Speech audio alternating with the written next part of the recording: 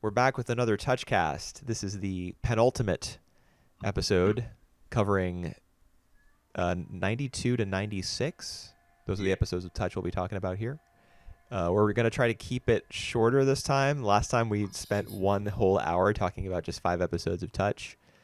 And, the show is by all means, like an immortal sort of legendary anime. So perhaps it merits that sort of discussion, but we've got other things to do, so not going to be an hour this time.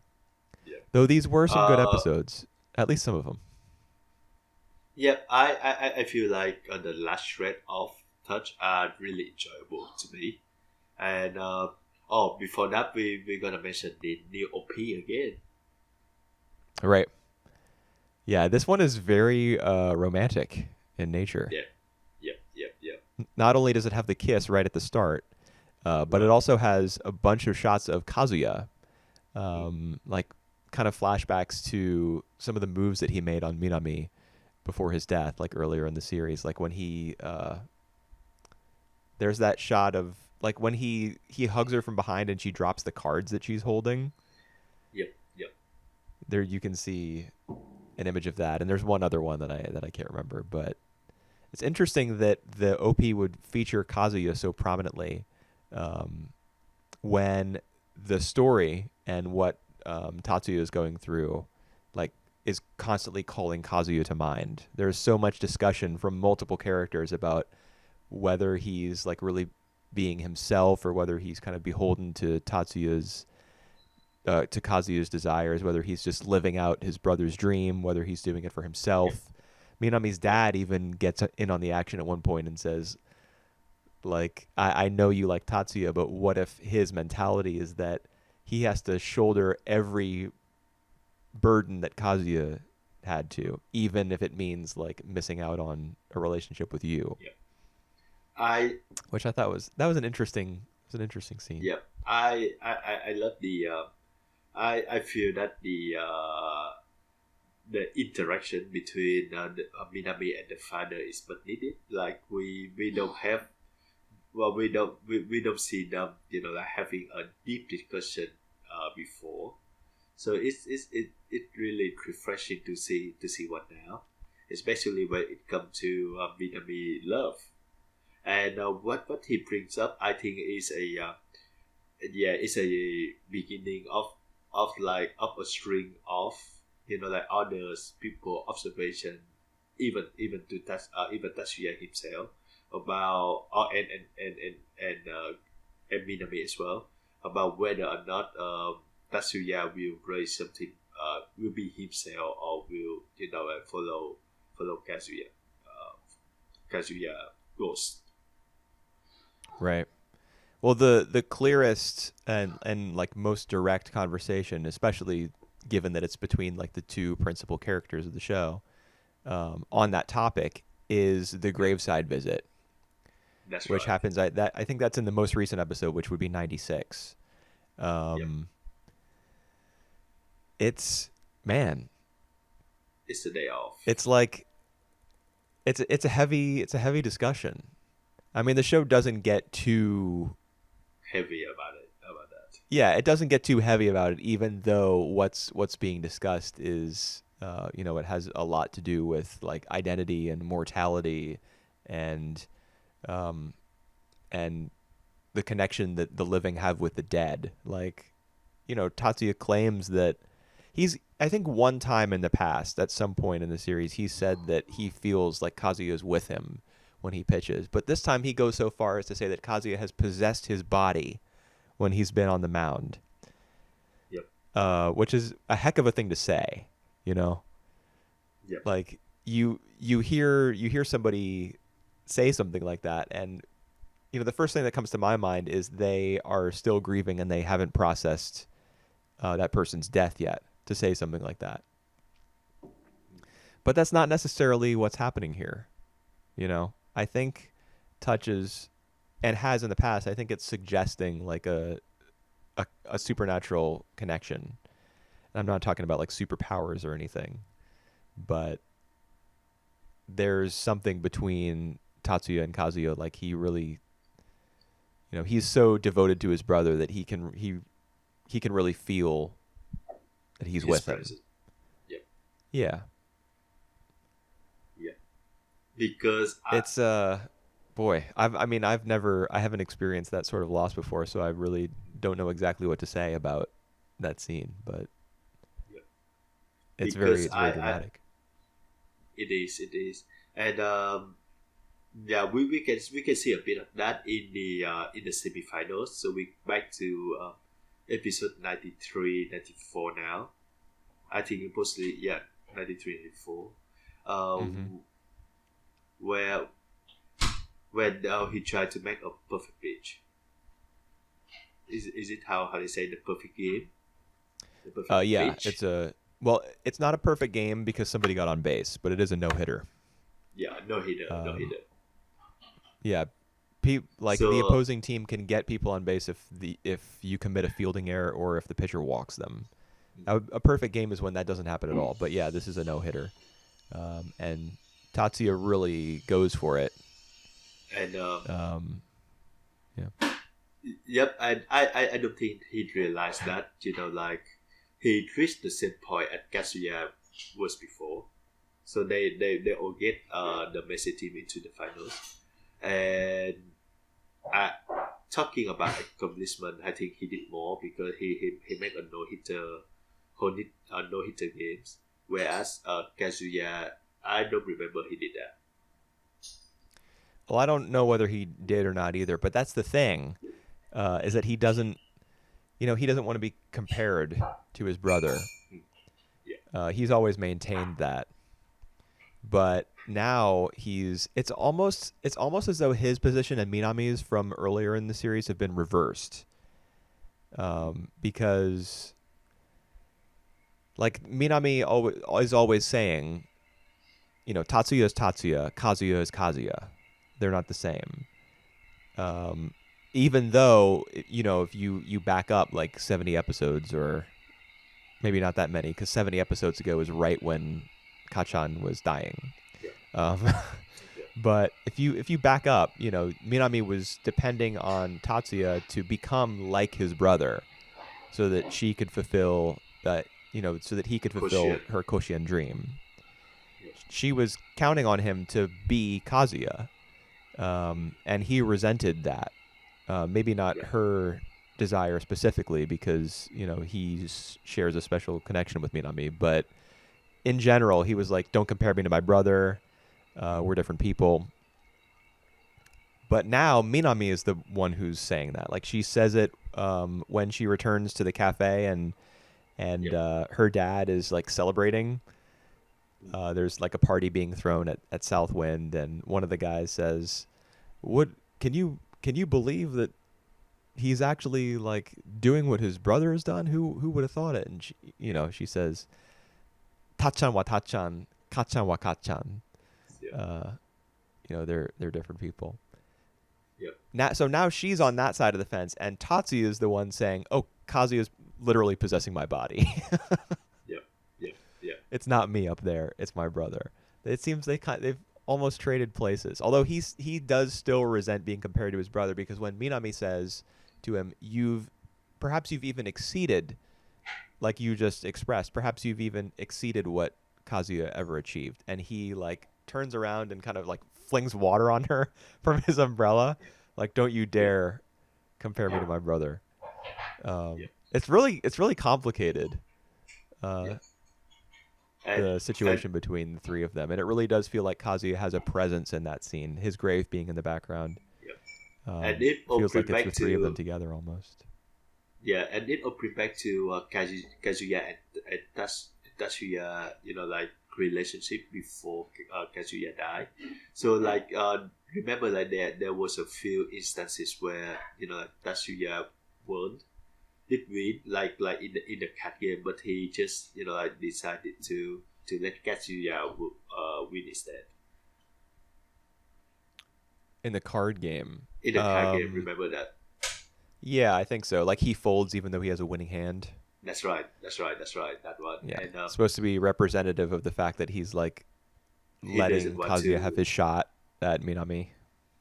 Yeah, well, it's more about like he doesn't want win against his own brothers. So he doesn't Yeah. want to be compared or you know or to be competitive with Kazuya. Yeah, he's been sold the idea that Kazuya is the one who's supposed to have the spotlight. Like everyone expects things from Kazuya, not from him, and I think he's at that point he's internalized that.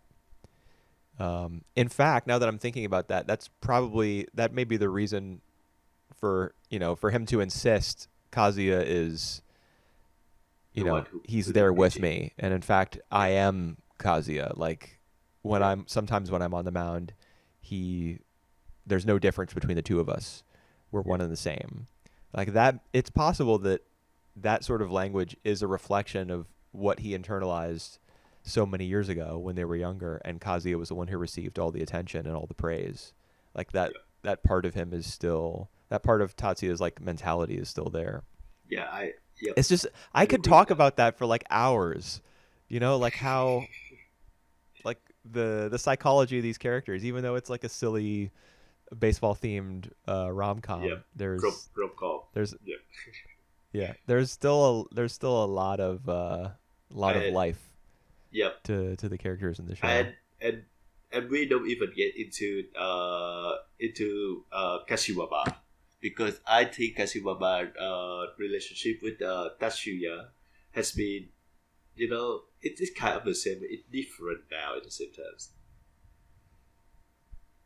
I love that because Yeah, he give Tachan an order to do it without five three five hit three hits. three hits Yeah, and and in he response, did it. Tatsuya throws a no hitter. Yeah, Yeah.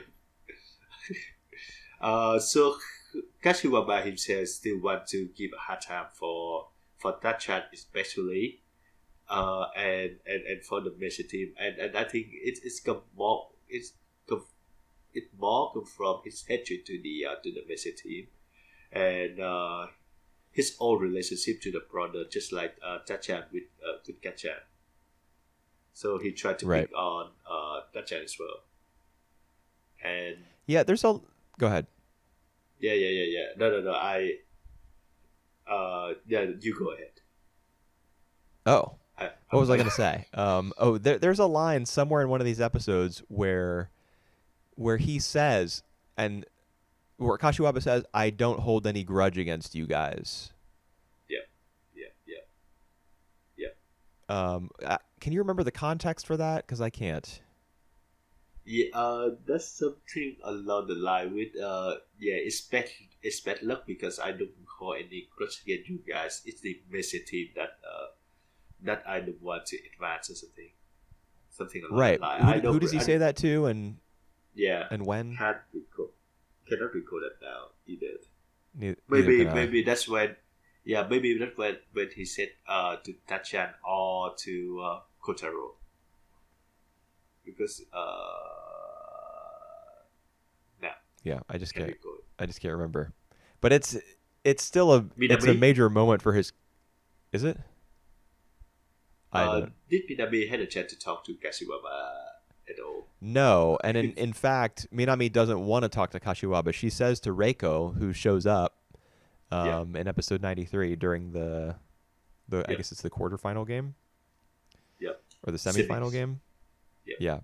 She says to Reiko, I think that's the sort of thing that you should tell him, because Reiko arrives, and this is actually my least favorite part of these 5 episodes, is Reiko just arrives and like clears everything up for yeah, the audience, yeah, basically.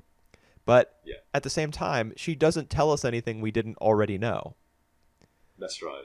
We already knew that he had taken the blame for the motorcycle accident, and we already knew that he was hazed because the team perceived him as like being a bad apple, and we already knew that ruined his relationship with his brother. Like, we don't learn anything new, and I yet, think the only thing that we know is new is that the brothers dislike Echiro not because of like he become a bad apple, but more because that he didn't want to pursue baseball anymore, and let that dream of going to the Coscians died, and I think that's weird as well. Now that we put it, You think that what's weird? it's weird that the product expect that from him when he himself couldn't do that, and he expect Ejiro to do it. And when he Yeah, bail out, they are in a tumor because of that. right. But I mean, that's the exact same situation that Tatsuya is in now. Right. I think it's He's more fulfilling his brother's dream. You know. it makes more sense in the context of Tatsuya's. I think it makes more sense when you put that story in the context of Tatsuya than the Kashiwama brothers in a conflict themselves. Right. Yeah, and perhaps that's one of the reasons why I'm not a big fan of Yeah. how this whole thing is like resolved or explained. Yeah.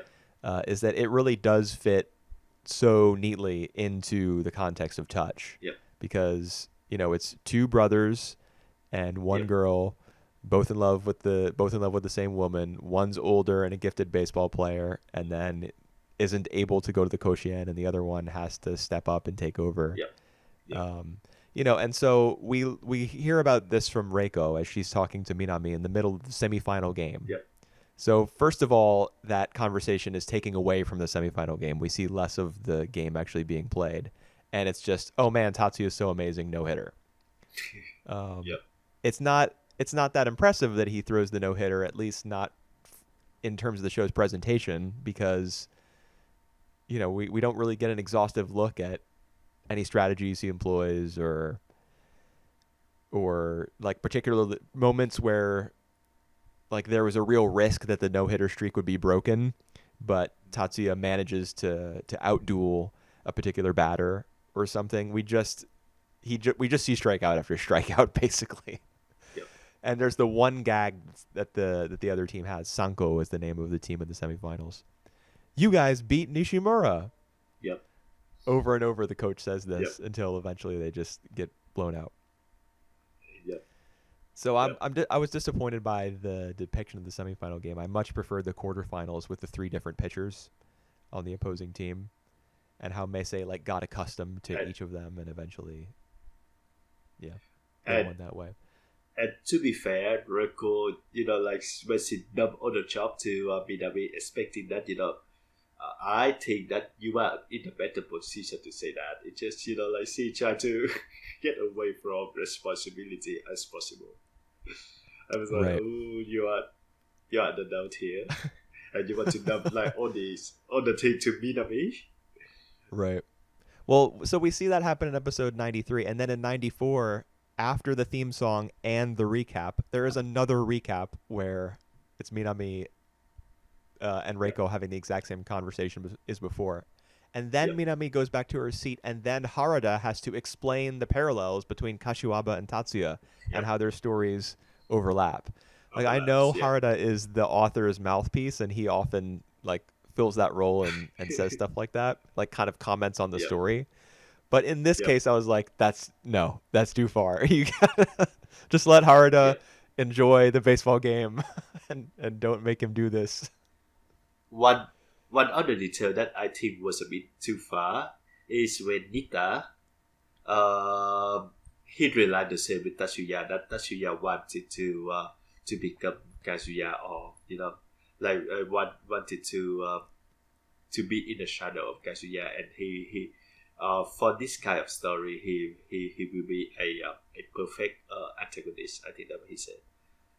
Right. I just feel like it's a bit of a stretch because like technically Nita doesn't really see Tatsuya as often as Minami or Harada, so it's a bit weird that he can say that he can realize that just by the look of Tatsuya pitching, I think.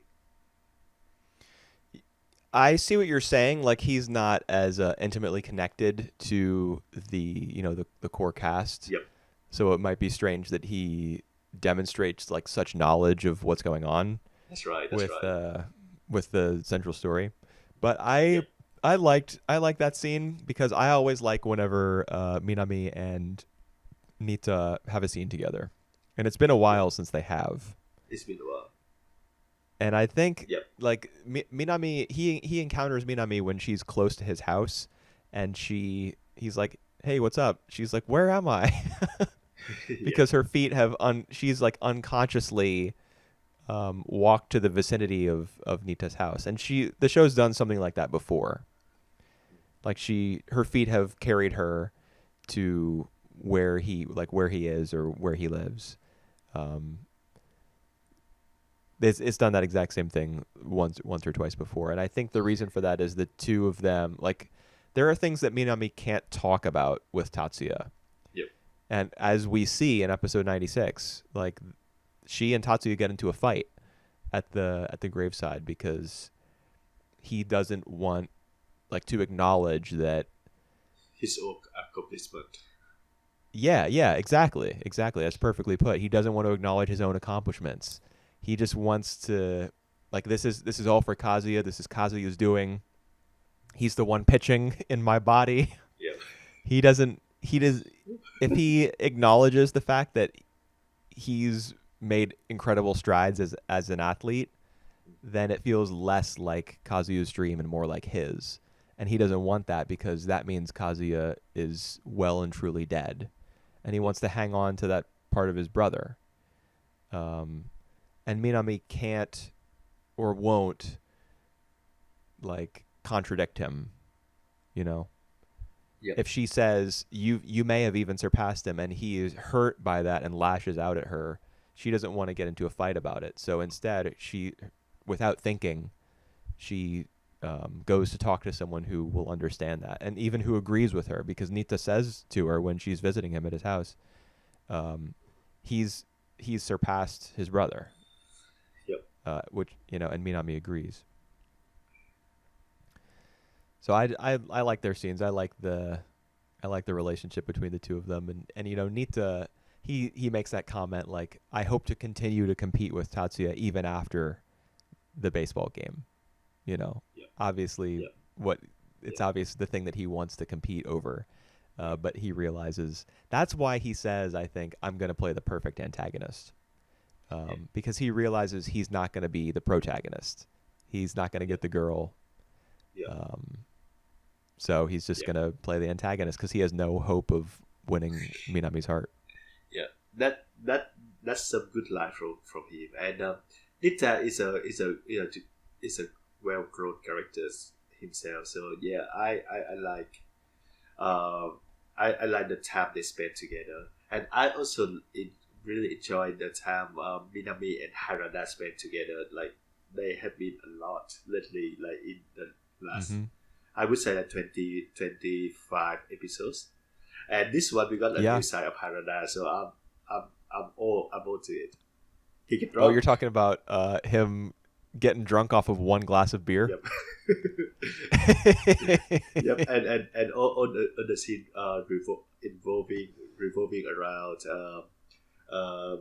like the glass of beer have been empty, and there's like a bottle of beer just like in the bar, in the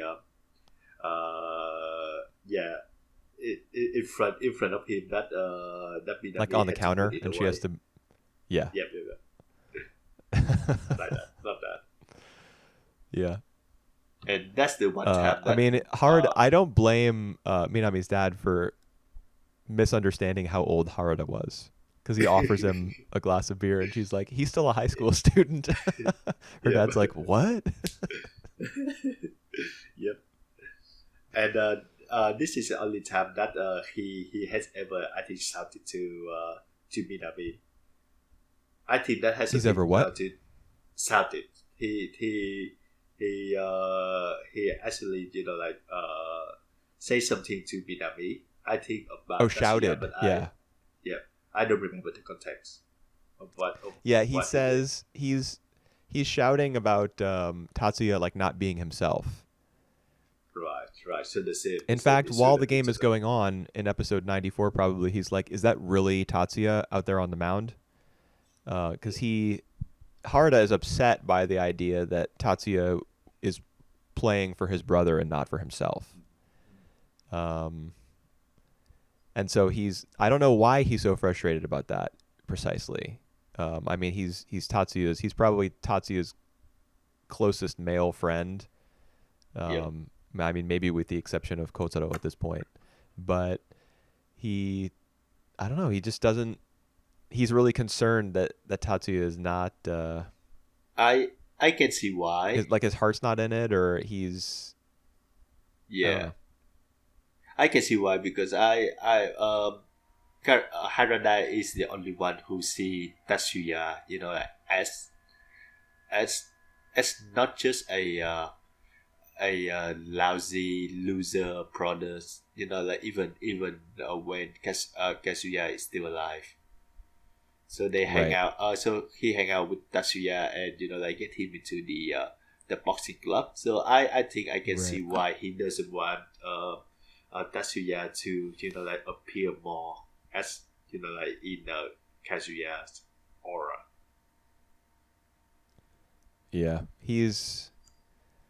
It's true that he's been with him since the beginning. In fact, Harada is kind of like the boxing coach Yep. for Tatsuya's character, even after he's like left the boxing club. He's Yep. just he's always in his corner, so to speak.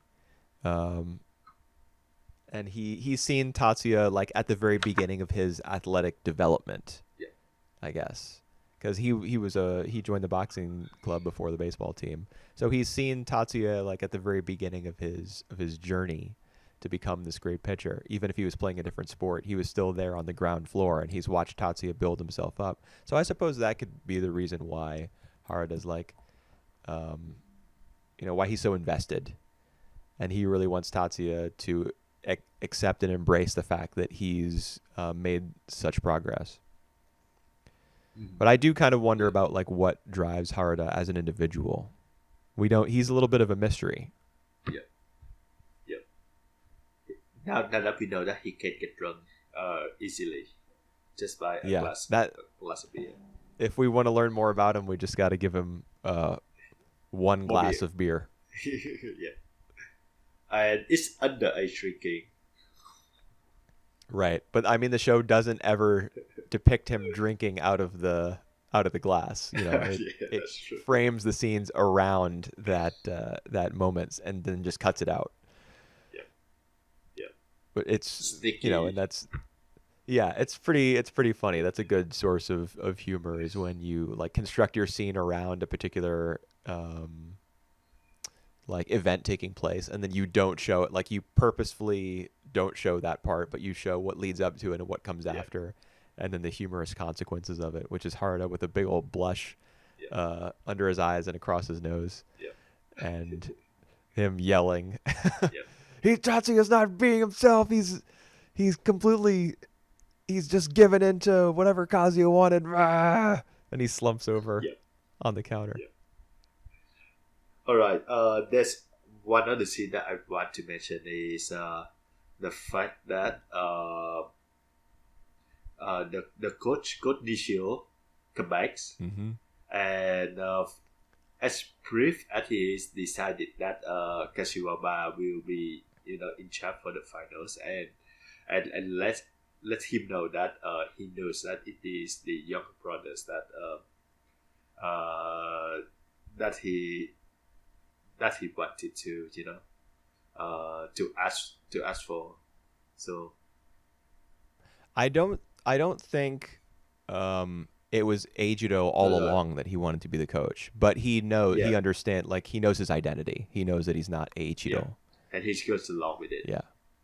Yeah, he goes along with it, and it seemed to me that was a really interesting scene. It's kind of tense when he first shows up because this is like Tatsuya's ace in the hole. Like in the back of his mind, he's probably been waiting for this to happen because Yep.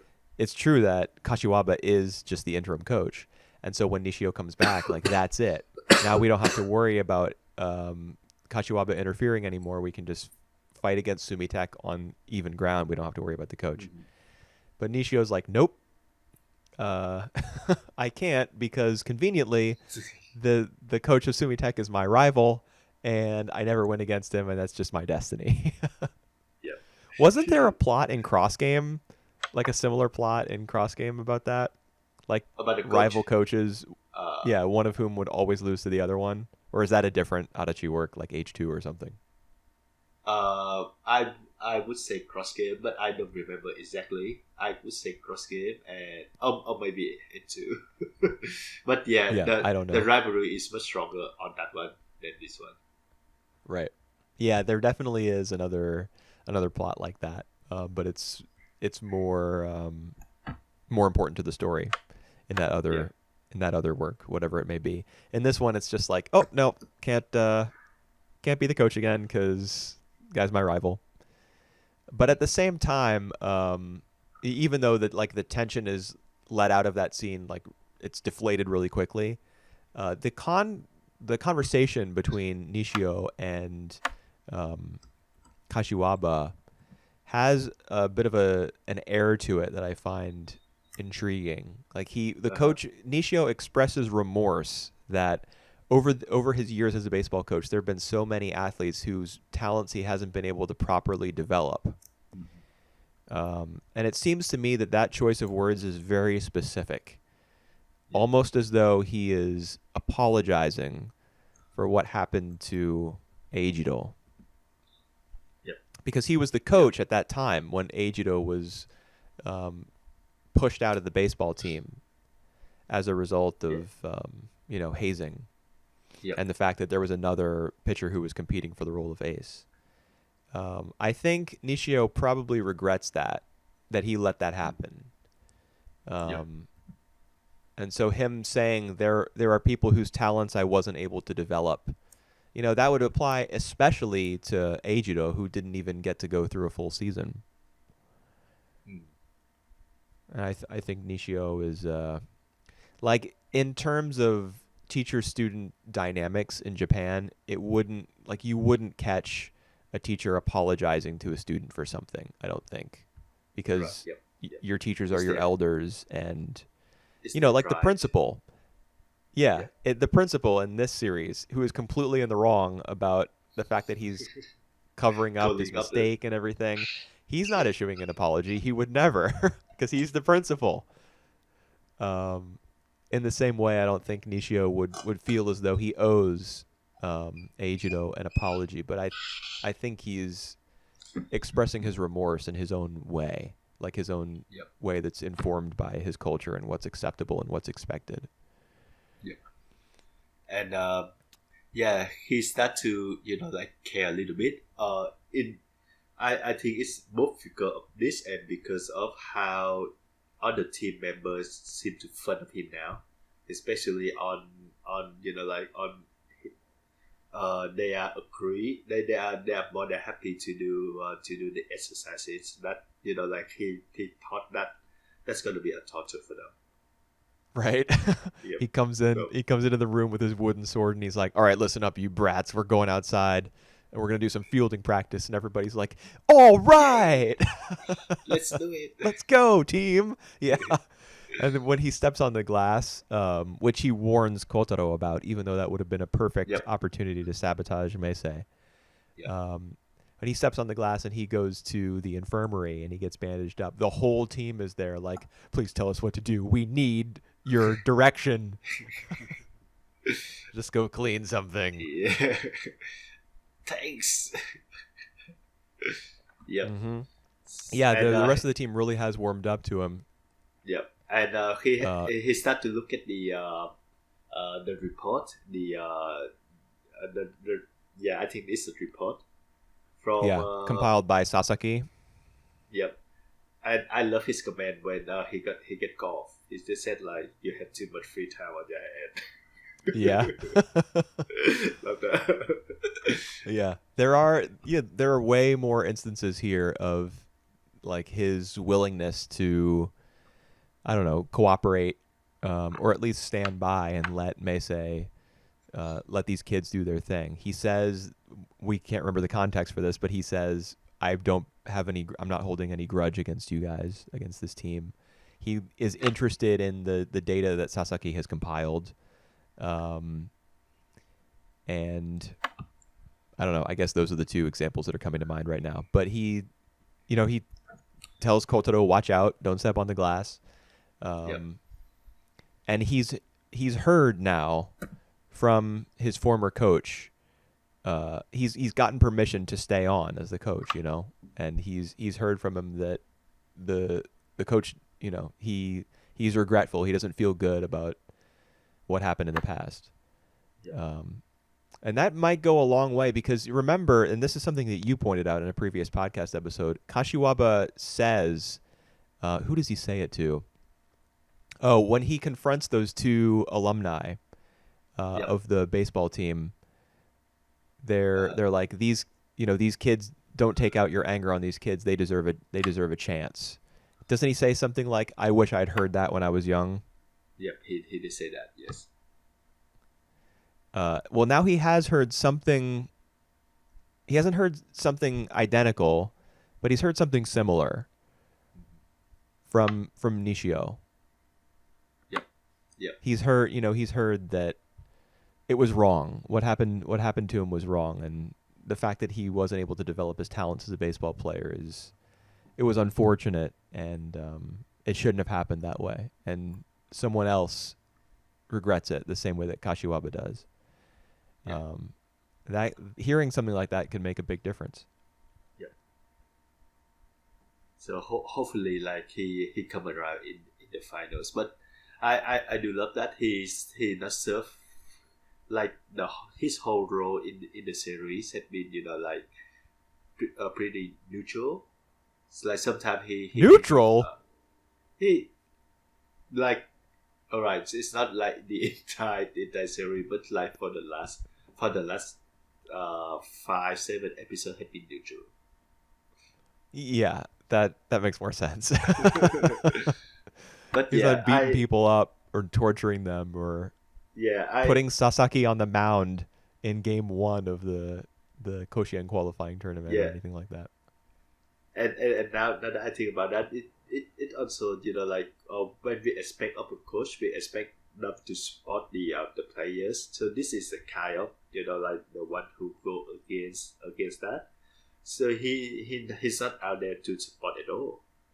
He out there to like to try to rule the team as much as he can. So that is I think his role sometimes annoying, but he play a pretty unique role in the series, and like for the sport anime as a whole. Right. Yeah, he's the. You got shows like Aim for the Ace where the coach he's like ruthless, he's merciless, but he's doing it for the betterment of the players or the player. In like Hitomi's case in Aim for the Ace. In Touch, it's you take the ruthless coach but you take out any like good or redeeming qualities they have, or rather you keep those but you bury them under trauma. And you spend countless chapters, not countless, but many chapters and many episodes uncovering what exactly that is and how the coach has failed to process it and how that's made them into the person they are today. I mean, Kashiwaba, I think ultimately is a what if, like this is Tatsuya. If he hadn't stepped up and sought to better himself, he could have gone down this path. He could have become bitter. Their situations it's not a perfect parallel because their situations are not identical. Tatsuya wasn't even a part of the baseball team at first. Although now that I'm thinking about it, when Tatsuya first joins the baseball team, I don't think... Kotaro is against him, that's for sure. But I can't remember... Oh, no, he is accepted by the baseball team at large, I think. Because at that point, the senpai with the glasses and the brown-haired girlfriend is still the captain of the team. And he was the one who wanted Tatsuya in the first place. Yeah. I remember that. I just think Kashiwaba is like a sort of foil for Tatsuya. Tatsuya has taken the grief of his brother's passing and he's worked against it and he's also allowed it to motivate him to fulfill his brother's dream, whereas Kashiwaba couldn't do that. Like, Yeah. the grief that he experienced at being rejected by the baseball team was too much. It prevented him from fulfilling his brother's dream. Yeah. And I think this batch of episode ended a perfect point as well. So the next one gonna be the final match, and we got like the final 5 episodes to to wrap up. Does Minami still have a gymnastics meet to do as well? I don't think I so. thought because, she had one. because right, yes, that's right. Because I think she had like the national one, but like in so far we don't see her doing any gymnast practice anymore. So I doubt it that we're gonna see her doing that anymore. Yeah, that there's still a national meet. Yeah, The big one. we're not gonna see that. I can't remember. I doubt it because the one that she won the other time was just the regional one. I'm pretty sure. Yeah. Of that. Man, I want to look it up and find out whether we're gonna see it or not. But I won't spoil it for myself. We'll find out in a couple weeks when we do the final 5 episodes. Yeah, in 2 weeks. 2 weeks, yeah. So yep, really looking forward to that. So it is where like everything wrap up and ends to Right. a year quest. Yes, it's been our year-long quest. In fact, it's been 13 months since we began talking about Touch on the podcast. Yeah. We've reached the end of it. We've already decided what series we're going to do afterwards, but maybe we'll keep that a secret until 2 weeks from now. Yep, that's right. So yep, so long guys. We will see you at the end of Touch. See you then. Hi everyone, and we reached the end of Touch. This is like the very last batch of Touch that we watch, which is cover episode 97 to 101. And we finally see the end of Touch. After about a year of talking about it, a little bit more, I think. Yeah, that's right. We're going a long way, hey. Yes, these characters have come a long way as well. 3 years. Yeah, it's true. And so basically the whole bunch of the whole bulk of this set, the 5 episodes, is the final match and basically the last episode, the finale. Kind of, yeah. I mean, episode 97 as well doesn't have any baseball in it. That's just the setup for the game. Right. Yeah, that's true. Like, we see Kashiwaba watching their practice and watching the team through the clubhouse window, and then we get a little story with Nishimura and Minami. Yep. That's all before the game starts. Yeah, that's true. So we see like the moment right before the game starts. Yeah. Well, it's more than a moment. They take a whole episode to set it up. And then we get a 3-game episode, and then we have the finale 101, which I thought was just great. Yep. And is it in this batch of the 5 episodes that we see the first time that Kashiwaba talking to the old coach? And no, we saw the old coach appear in episode 95, I think. All right. And it's like a big twist, because you think, oh my God, he's finally out of the hospital and he's going to resume control of the team, and Kashiwaba's revenge is going to be thwarted. But instead, Coach Nishio, the old coach, says, "No, you're the coach now. I can't step in at this point. I mean, I've never won a game against Sumitek's coach. He's my rival. We were born under different stars. So you've got to be the one to take us to the Koshien." Yeah. And it's interesting that even though Nishio doesn't step in for the final game of this regional tournament, he does step in to become the coach when they actually go to the Koshien, like in episode 101 when they're on the train ride. I do think it's because of Kashiwaba conditions. Yeah. More than anything. Yeah, because he undergoes surgery. Yep. with 40% chance of success. Mm-hmm. Oh, now even less. Yeah, because he waited so long. Yeah. Yep, yep. But I mean, he had to Uh, wait. He couldn't abandon the team, you know. yep, yep. And we did see some of the follow up of Coach Nishio. Uh, I remember like he talking to some of the old members, and it's the ones that uh, Kashiwaba talked to them before, who informed Coach Nishio that it's the wrong Kashiwaba, basically who is the coach of the team now. Yeah. And I just love his response.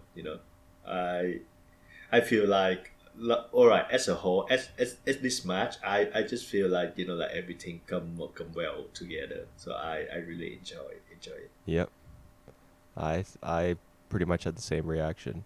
I do like the Yep. scene between Nishimura and the two alumni of Meisei's Yep. baseball team, because when they point out like he's been bullying these kids and tormenting these kids, he kind of gives them like a sharp look. Yep. Like, Mhm. what are you saying? You did the exact same thing to him Yep. when you were Yep. part of the baseball team. Things have Yep. come full circle. Mhm. But we finally see Kashiwaba. It's been, I don't know, 40 episodes or something that he's been Yep. part of the story at this point. I think it's been about 40 episodes. Actually, I have my notes for the entire series right here in front of me. Yeah. I could scroll Good up luck. and I see the first time I mentioned Kashiwaba was, Was I think, episode 58.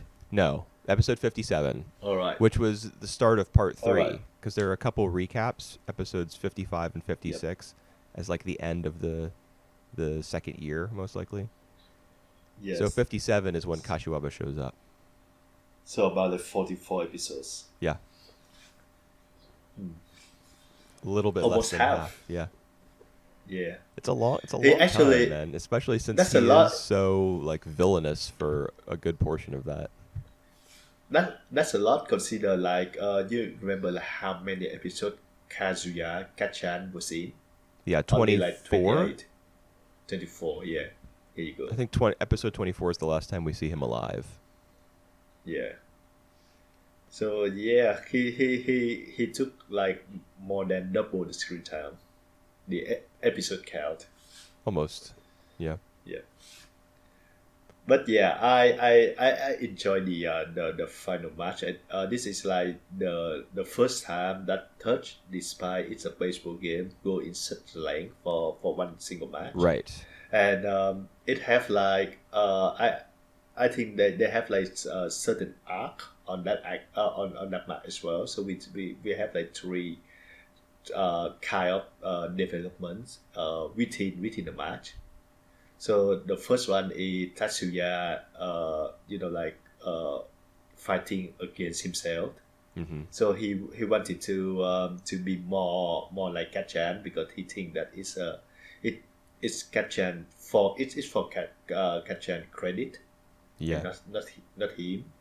And even So more than he that, had- he feels like Kazuya is on the mound, He's Yeah, not just yeah, doing it true. for Kazuya. He's trying to like be Kazuya. He's trying to feel Kazuya's presence. Yep. And that gets in the Yep, way yep. of his game, like the way that he pitches best, as Harada Yeah. observes from the stands. That's, I still don't understand the reason why Nita, just doesn't hit the home run. He just, Well, he does hit a home final run match. in the game. Yeah, but it was when Tatsuya come back to his sense. Before that, though, he just hit some very like sloppy ones. Yeah, he gets out a couple times, I guess. Yeah, well, But I think Uh, I think it kind of makes sense, given Adachi's logic, like between the two rival characters, is that Touch yeah, in Touch, Yeah. like Nita can only play his best when he's playing against someone who can bring it out of him. yep, And that this Same goes- Kotaro says the same thing to Nita from behind him as the catcher. He says, Tatsuya only brings his best stuff when you're in the batter's box. So when Tatsuya was like he didn't really have his stuff, he wasn't throwing with the same velocity that he was capable of. I think Nita, he detected that, and he didn't respond to that. He wasn't batting like as well as he could have. He says, the big guy on Sumitek who hits a couple of home runs. Yeah. Was he a pitcher? No, he was the first baseman. In fact, he's the one who commits the error that lets. Oh. What am I trying to say? That lets Meisei catch up in the bottom of the ninth. Right. During that miraculous string of hits where Kashiwaba is coaching all the batters. Yep. And that is the second development I want to address. Yeah. It's Kashiwaba actively involved, and it's just great to see him, despite his eyesight, to like accurately instruct the players to play, and like that's how the coach should be. Yeah. After 44 episodes, he's acting like a coach. And it actually feels really rewarding, especially Kashiwaba and Tachan, like they exchanges. Yeah. I think what makes those scenes especially successful is that it's over the course of the entire game, the conversation between Tatsuya and Kashiwaba evolves. That's true. At first, Kashiwaba is mocking him about like the meaning of a lineup. Yep. It's not just a line that 9 players stand in and they go up to bat and strike out one after another. It requires teamwork. So then Tatsuya, of course, reverses that on him. He plays the Uno reverse card. Do you know what a coach is? Yep. And Kashiwaba does know what a coach is, but of course, this whole time he's been, reticent to step into that role because it runs counter to the anger that he has held on to for like 20 years. Yep. But then you start to see him. So not right away after Tatsuya kind of like starts to break down his hardened heart, does he begin to give instructions to the batters. Then you start to see him like make comments from the dugout. Oh, they're gonna pitch to this particular batter in this way, in order to get him out, and then you see it happen, and then you see how disappointed he is. Like specifically when the guy with the glasses strikes out at a crucial moment in the game, he's like, I knew he was a pathetic hitter, but even so, you shouldn't go down like that. Like you can see that he has the knowledge to help the players, but he doesn't want to put it into practice yet. And only then, in the 9th inning, is he like, okay, guys, I'm putting the team on my back right now. You do this, you do this, you do this. And they make the miraculous, they tie the game miraculously. Yeah, that's right. So it really is like it happens in stages, It doesn't come out of nowhere because that wouldn't be, it wouldn't be as much fun to watch. Yeah, that's right. And especially between him and Kachan and Tachan, because I remember like when Tachan was like in the groove of like trying to becoming Kachan, he's the one who like reminded him that Kachan doesn't want him to be like that, or something along that line. That was his comment that Tachan realized that he had to improve himself. And later on, there was that that moment where Kachan like steal the base. Yeah. How he steals home. Steal home, yeah. And I think it's a bit too dramatic the way that like if the coach turned up at that point, the opponent could also read that, but yeah, Well, you're talking about the moment when he stands up from the dugout, takes his glasses off, and widens his eyes. Tatsuya, that's right. And Tatsuya thinks of that as the signal to steal home. And then afterwards, Yeah, that's Kashiwaba makes right. a comment, or Tatsuya, I guess, makes a comment like, so one of them makes a comment that there was no sign to steal home, so he just had to do something, you know. Yeah, Yeah, yeah, if yeah, you yeah. see if you see the opposing coach do that, you're probably going to be like, "What's going on here?"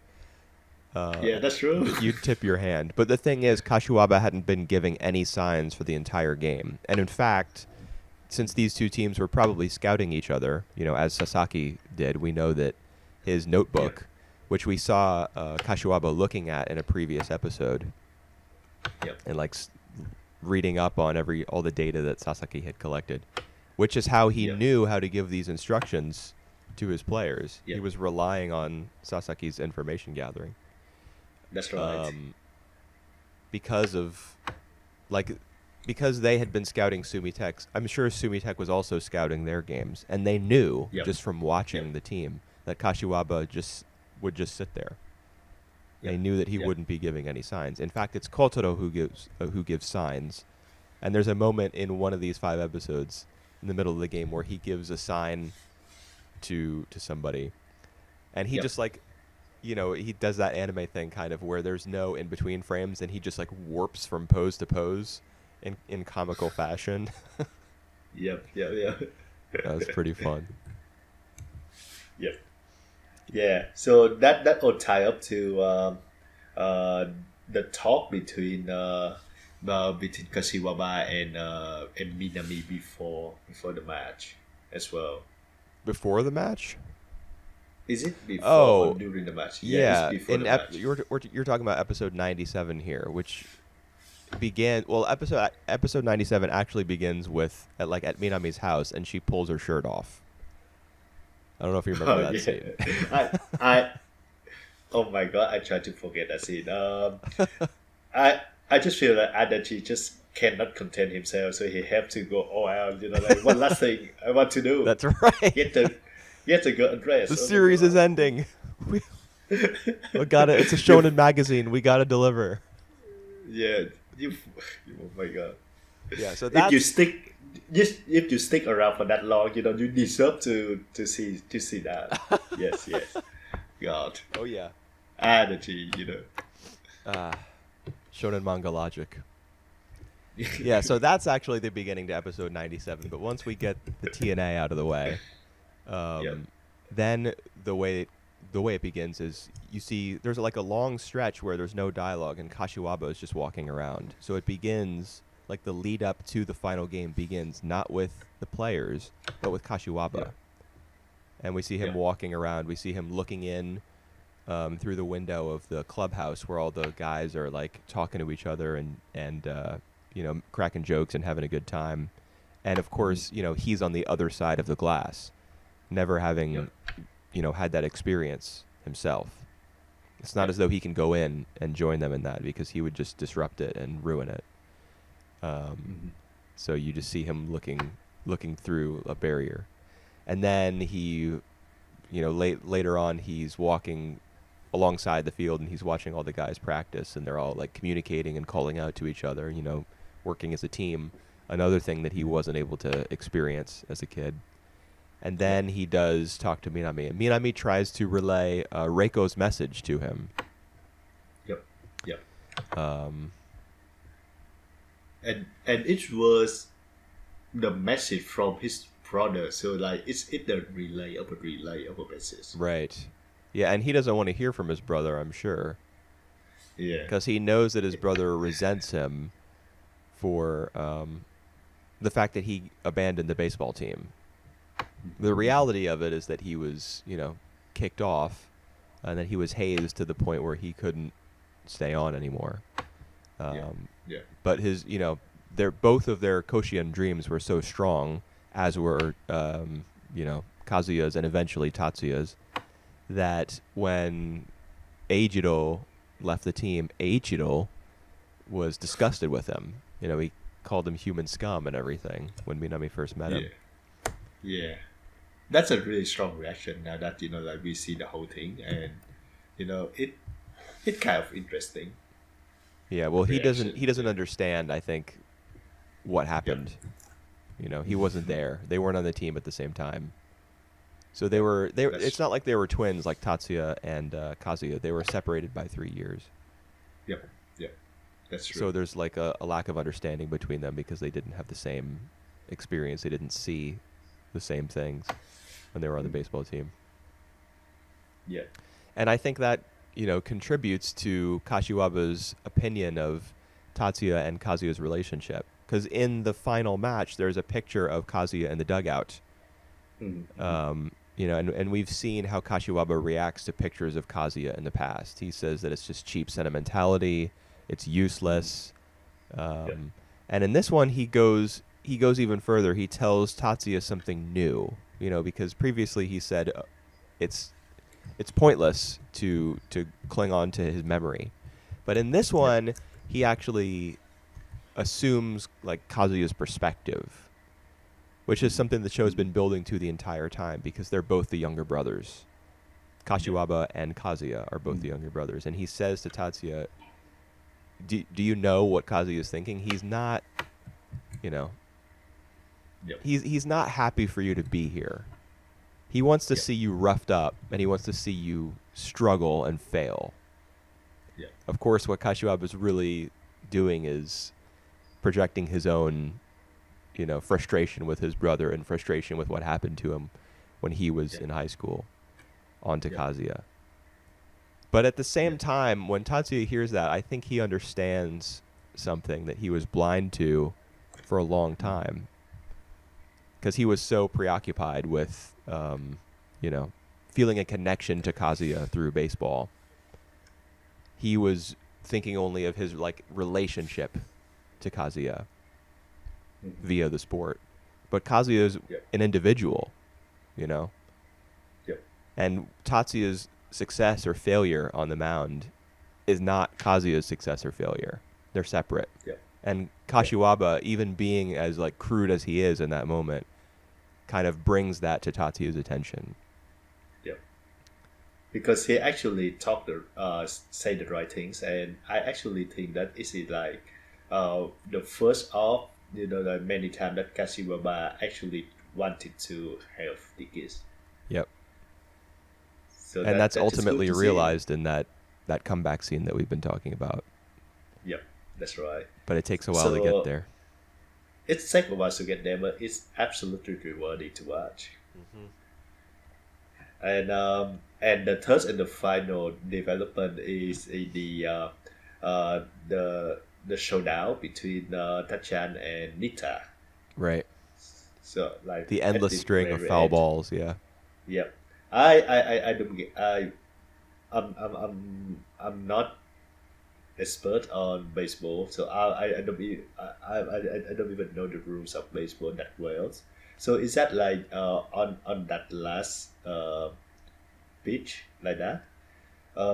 You are allowed to have as many foul balls as you can. Yes, except for bunts.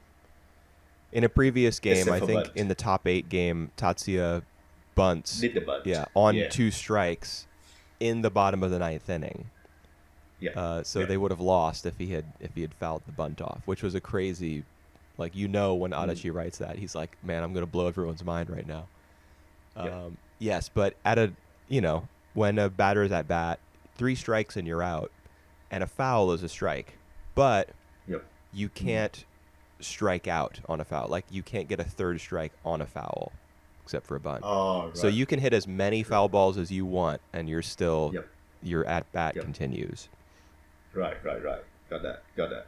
But of course, if you first come up to bat and you hit 2 fouls, that's 2 strikes, and that's what happens. So when you see in film or television, when you see a showdown like that and a million foul balls are being hit, it's just to indicate that the batter is fighting tooth and nail against the pitcher. And they're almost getting the ball into play every single time, and they never let a pitch go by because they don't want to strike out. So they're swinging at everything, hitting everything. And then, of course, the moment comes when he swings and misses. Yep. Well, that's a good show off. That's a good showdown. So, it's not as effective as like the Tatsuya and Kashiwaba stuff.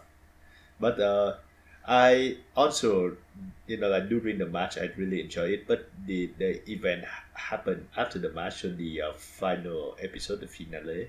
Actually, kind of took me by surprise What do you mean? because The fact that it cut to the train ride?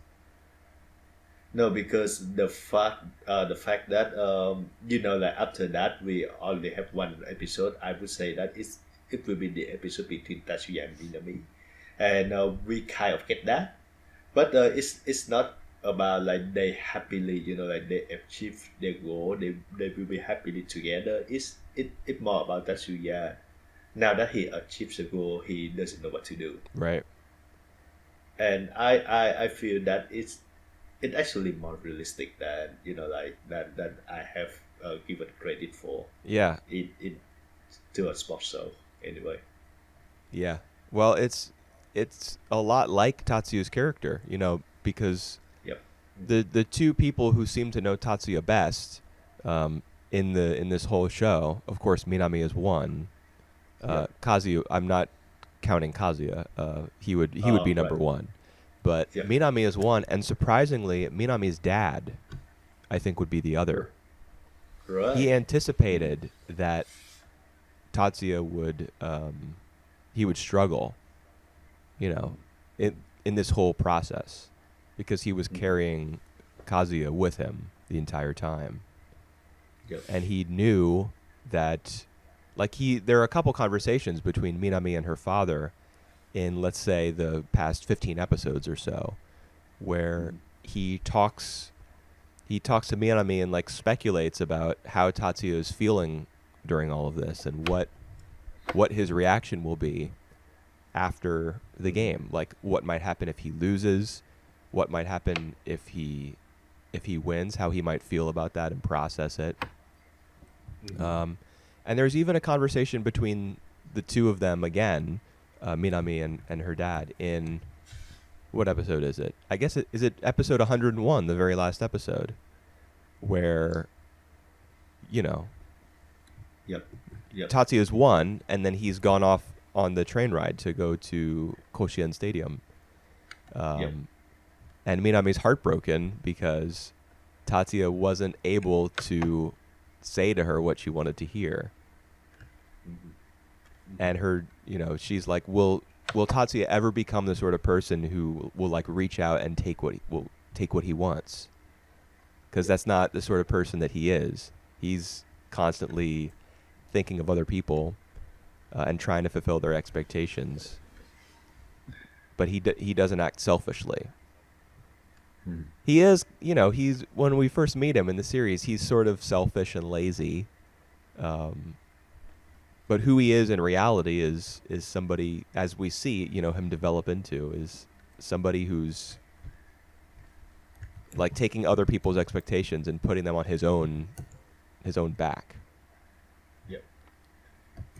And he can't say, the ending of episode 100 with Minami sitting on the railing and Tatsuya is standing next to her. She says, "There's something else that I want from you." And he can't say it. Like, in fact, when we see the flashback to that conversation in episode 101, he like dodges the opportunity to tell her that he loves her multiple times. Yeah. That's right. And Minami is so sad and so frustrated by that. When we see her in the present in episode 101, and her dad,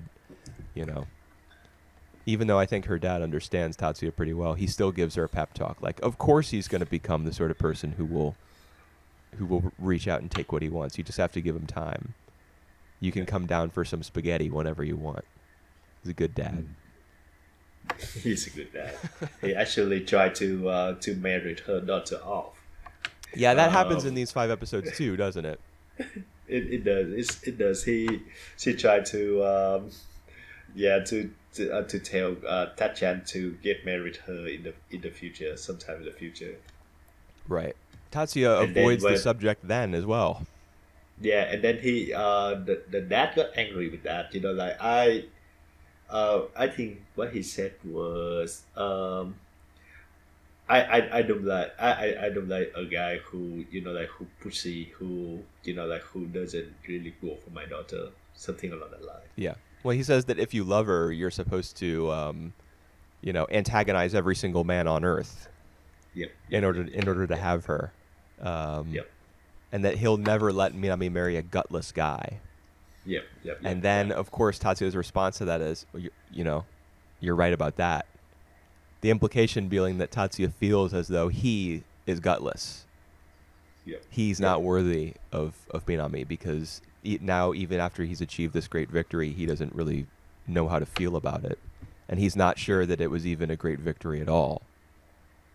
Now that he's on the other side, and yep, he's fulfilled Minami's wish, he probably thinks to himself, "Well, I've done what I've been striving for the last, you know, 2 years.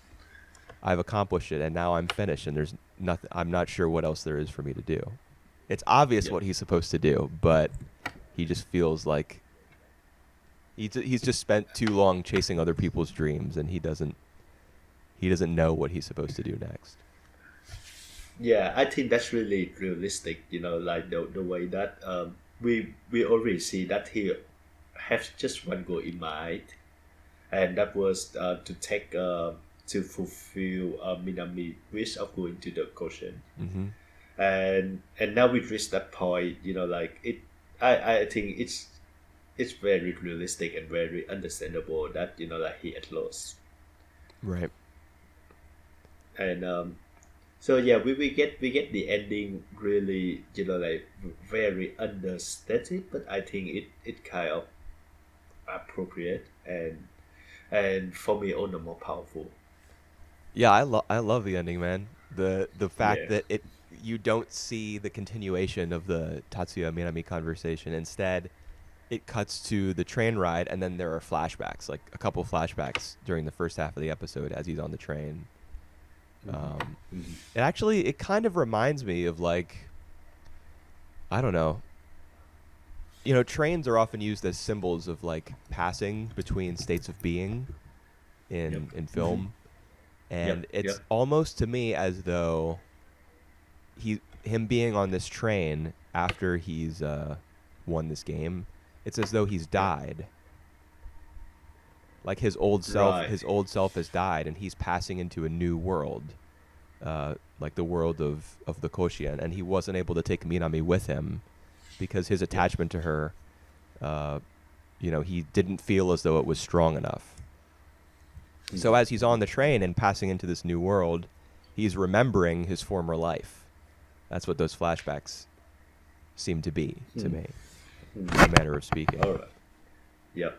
And then he continues to remember, even in the second half, even though it's not structured the same way because we don't get those direct flashbacks. We see a lot of him thinking, because he's walking. He walks from their hotel, I guess it is, to Koshien Yep. Stadium. And it's so, Yep. what I love the most is that as soon as he reaches out and touches the ivy growing Hmm. on the outside, the exterior of Koshien Stadium, it becomes like everything crystallizes in a moment, and everything becomes real to him, Yep. because it's Hmm. not just a dream anymore. Yep. And he realizes, oh, I may have taken this train ride, but this is real as well. I haven't passed on to a new phase of my life, even though we're going to start playing in the Koshien. Even though I've achieved this dream, I'm not dreaming at all. This is reality, and there's one person I love more than anyone else in the world, and Yep. I need her to be here with me. So then he Yep. makes a phone call. Yeah. That's what really nice. You know, ending to like 101 episode journey, and like a year of us watching it. Right. uh I just feel that like wow, I think I mentioned you before, and I tell you now that I enjoy Harada as a for the for the last 20-30 episodes, he like he doesn't really spend that much time with Tachan anymore, but he just being an audience sitting next to Minami. I love their interaction between Harada and Minami. Uh, the last few episodes, he kind of try to decode Tatiana. I feel a bit too much. Yeah, I think we talked about that in the previous set of 5 episodes, that he Yep. was speaking a little bit too directly for Tatsuya. Yep. Which, I don't think that's completely out of left field. I think that's an extension of a function that he's served in the story before this point as well. But That's true. I think one of the reasons that it feels like a little bit too direct is because Tatsuya has been isolated from Harada and Minami and his own family for Yep. I don't know how long. Like, how long has this training camp been going on? Yeah, Ages, that's it true. seems. Ages, yeah. So when somebody comments on how Tatsuya may be feeling from the stands while watching one of his baseball games, it feels kind of strange just because Tatsuya is such a foreign entity. At least, we kind of feel a little bit of a disconnect between the two of them because they haven't spoken in so long. I mean, there's a scene I think in episode 101 where Yep. the guys are getting ready to get on the train. Maybe this is one of the flashbacks, and they're all like, they have their bags and they're leaving the school where they've been staying, in the baseball clubhouse Yeah, that for weeks true, and yeah. I don't know, like a month or more. Right, because they have like the training camp, and then they play the tournaments, which I still think that they stay there, Yep, they did. and actually like all the matches are just like day by day, I think. But so it No, they don't must have a match be. every single day. I remember like they have like the quarterfinals, semifinals, and final, basically like just like back to back. But because of the rain, they have to postpone the final by a day. Right. That was an important point. And Yeah. there's a moment in the game where Nita says, like, this is early on before Tatsuya has like come to his senses, before Kashiwaba kind of snaps him out of whatever Yep. funk that he's in. He Yep. says, it looks like that extra day of rest didn't really help him that much at all. He Right. says that to Yep. Kotaro. Yep. Kotaro, I think, is a really... Yeah, so Harada, I think it's just natural that anybody who's trying to understand Tatsuya you're going to feel like, well, no, you can't... How long has it been since you've seen him, man? It's been too long. That's right. Especially like the moment where he said like, "This is not Tatsuya." Right, This is, yeah. Yeah, but yeah, that's right. He's still my favorite character. How could he be your favorite... Bro. He's just so great. Like all his comments, like are so on point. I mean, Tatsuya has to be my favorite. Tatsuya and Minami have to be my favorites. But who I think is underrated is Kotaro. Right. Even- Yep. Even I in agree, yes. these 5 episodes, Kotaro is like a hero. Tatsuya Yeah. is the legend who makes all of this possible. Yep. All the hard work and the determination and I guess hard work and determination mostly. I mean, this is a shonen sports series ultimately, Uh-huh. but obviously there's a little bit more to it than that. He doesn't just try his hardest and then win. I don't know. Thinking about it, he does try his hardest and they do win, but he's Yeah. battling against more than just the opposing team, the entire time. Well, he had a really complex relationship with his twin brothers and Minami, Right. and most of the time he trying to trying to win himself. It actually a kind of like a really complex portrayal of of a character trying to be the best version of himself. I Yeah. think. And the trouble with Tatsuya is that he doesn't know what that looks like. Yep. Yep. He Yep. doesn't know what that That's is. true. All he knows is that he needs to get to the Koshien because that's what was modeled for him. Like that was what a high schooler should be all about. Hmm. Kosaro, that was his thing. That was Minami's thing. I mean, and since Tatsuya isn't like a great student and doesn't have his own passion really, even from the very beginning of the series, you couldn't accuse him of being like a very passionate person. Yeah. What else is there for him than the Koshien? What else could he have even learned or seen that would have indicated to him, oh, maybe there's something else that I might fall in love with just for myself? He doesn't know what that might be or might look like, Yeah. and he True. has to figure it out, and he hasn't figured it out yet. He knows that he loves Minami and wants to be with her. He has a moment of clarity at the end regarding that, but I think he still has a long way to go in becoming his own Yeah. person. He still hasn't done that, even at the And end of it's this a series. and it's such a good ending point. Yeah, It's just like a phase of his life. right.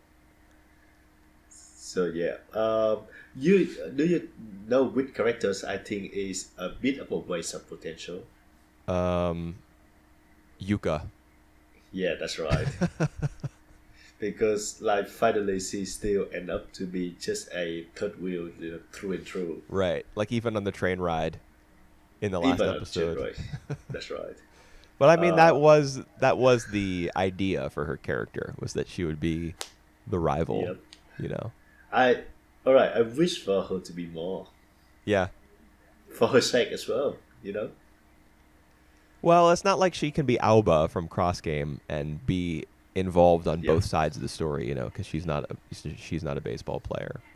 And it's not Yeah, like that's this true. story is Mix either, because Mix has done a really good job so far of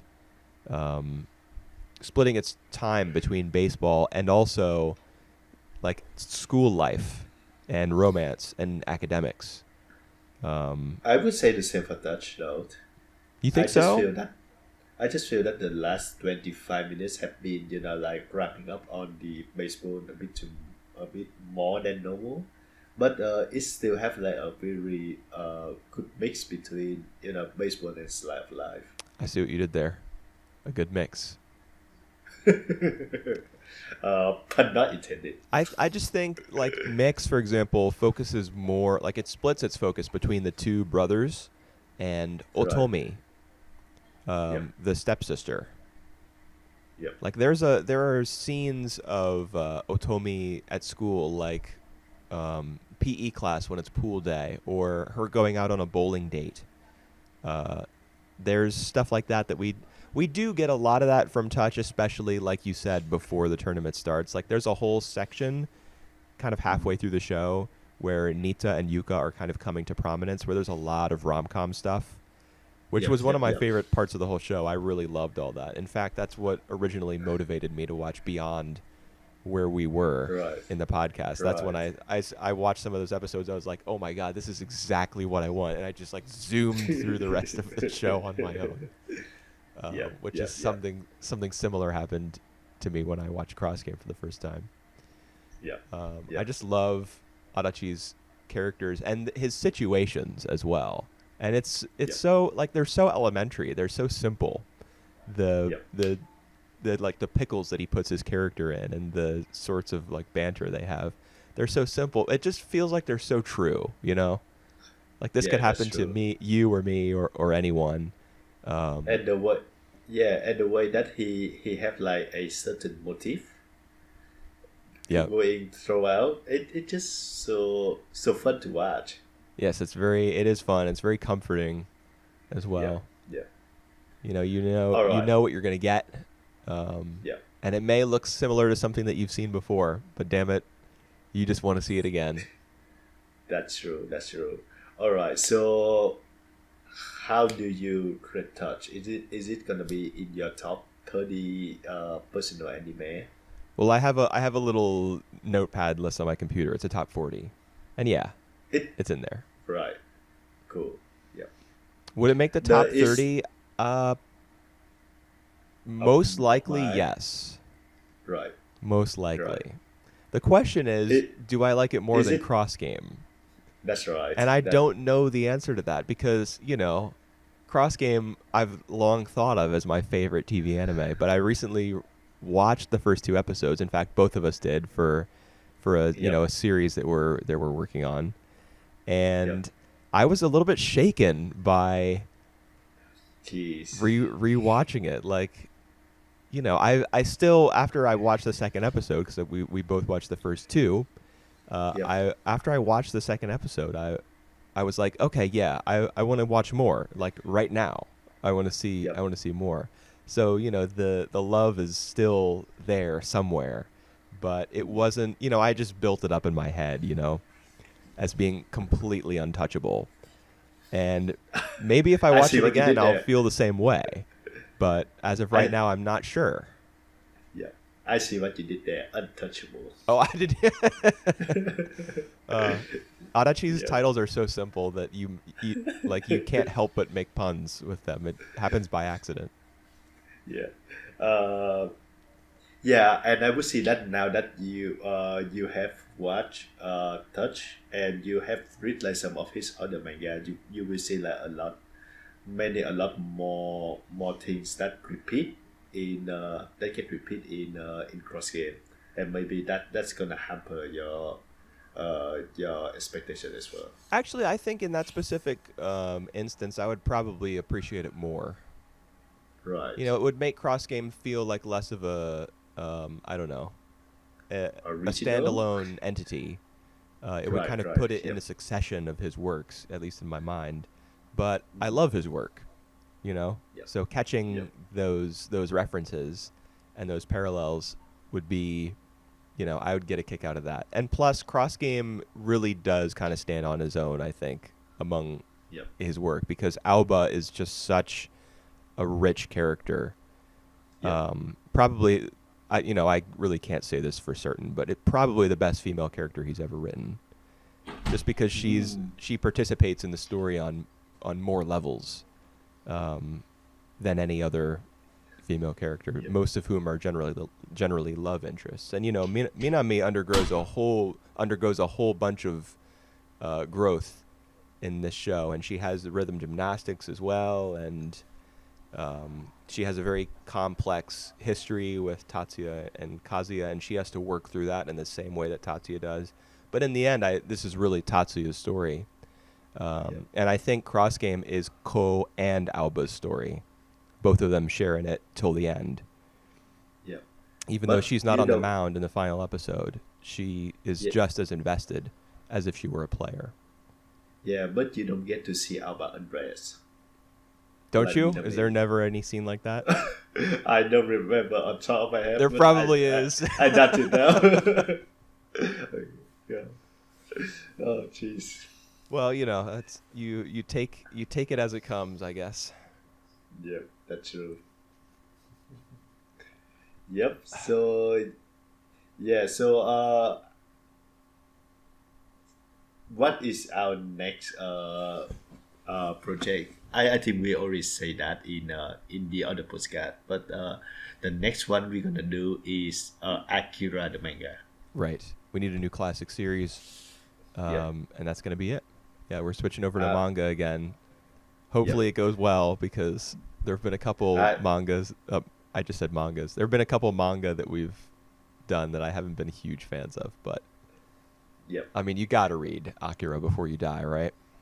That's right, and I'm really looking forward to that. I think I tried Akira the films, the movies like several times. The first time I did, it left me cold because like all these like information behind that. I just feel like the story were a bit too condensed, Yeah. and the second time it's get a bit better, but like the whole I remember like the whole 15-20 minutes is it just I just couldn't get it either. Oh, are you serious? It just like it started from one thing, and it tried to be a lot. Like it tried to be deep, and I'm not sure if I get it. So reading a manga now would, like I think would help me a lot on, understand its world. Yeah. Well, surely, we're Yep. getting Otomo's like direct vision, not filtered through animation or Yep. anybody anyone else's like thoughts about how it ought to be presented. We're Yep. just getting the manga, at least hopefully, because there are multiple versions, multiple editions of the English manga. We got to make sure we read, whichever one is Is generally accepted as the best. All right. What do you mean by that? Is the translation? Yeah, there are different translations in English. I think there are two, and there are Right. also differences in like the placement of the VFX and speech bubbles between the Right. Dark Horse version, which is in black and white, and the Epic Comics version, which is in color. Right. And Huh. those are both read left to right, so they're flipped Yep. horizontally, rather than being Right. read right to left. I don't even know if there's an English version that retains the original Japanese right to left reading. I'm not sure about Right. that. Yep. Yep. Yep. All right. Have you read the original before? Have I read the manga before? No, The manga, yeah. no. But All right. So we'll read it now. We'll get learn a yeah. little bit more about the context of the series, so we can appreciate the film more. I mean, I loved the film the first time I watched it. Just the like you said, the last 15 or 20 minutes you didn't really connect with it. I was like, Oh, whoa, during the whole all right. climax with Kaneda and Tetsuo screaming each other's names and the psychic battle and the powers going out of control, and I thought it was crazy. All right. Yeah. That was crazy for sure. But they're also making several years ago there was an announcement that there's going to be a full adaptation of the Akira manga to animation. Right. So somebody somewhere, is working on Yeah. that, unless the Yeah. project's been canned, which is possible, I guess. And who knows when it'll come out? I mean, I'm sure that given people's expectations for it, based on how the film looks, Yep. whatever like TV or web anime they produce And will and have, how? yeah, Yeah.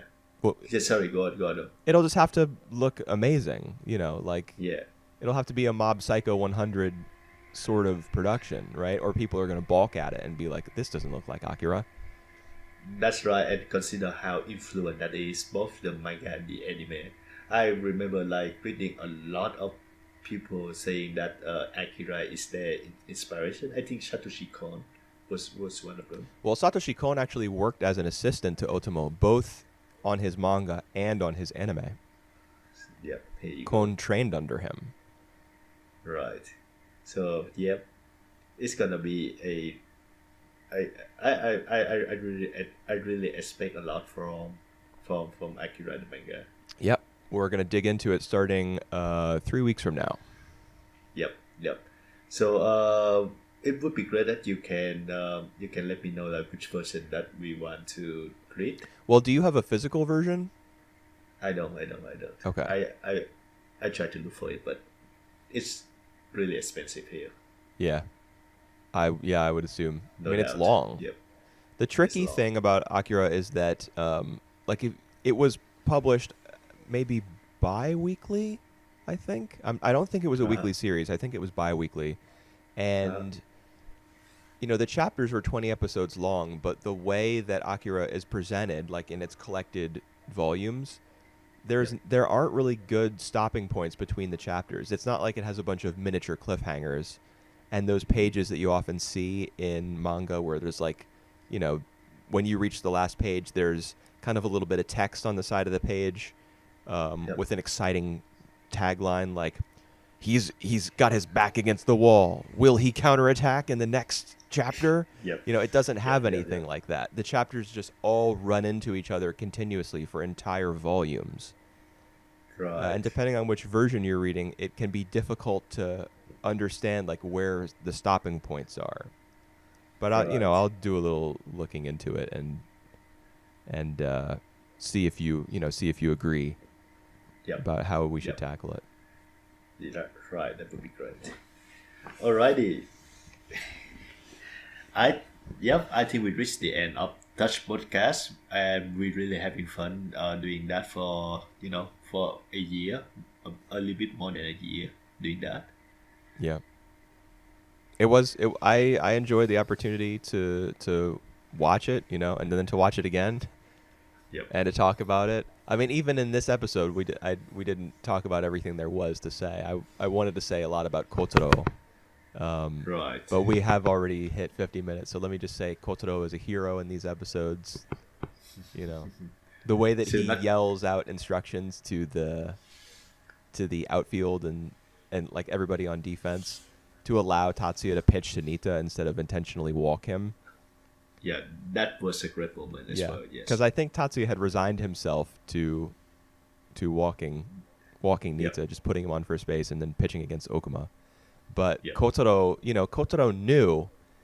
He went from hating Tatsuya's guts Yep. early on in the series to being right there with him mentally, like them being completely on the same page and working completely in sync at the end. Yeah. He's the best, man. Nah, not his Harada is still better. Harada's not there with him at the Koshien at the end, though. Right. Well. Kotaro's there. Kotaro will never leave him, even when he and Minami are on the rocks. Even when Tatsuya's going through tough times, Kotaro will never abandon him. Never. All right. Yeah, I really appreciated his character in these last 5. I loved everybody's characters. It's a good show. It's a good show. Really enjoy it. Right. We'll be back in 3 weeks with Akira, I guess. Yep. All right. So it's gonna see you then. See you then.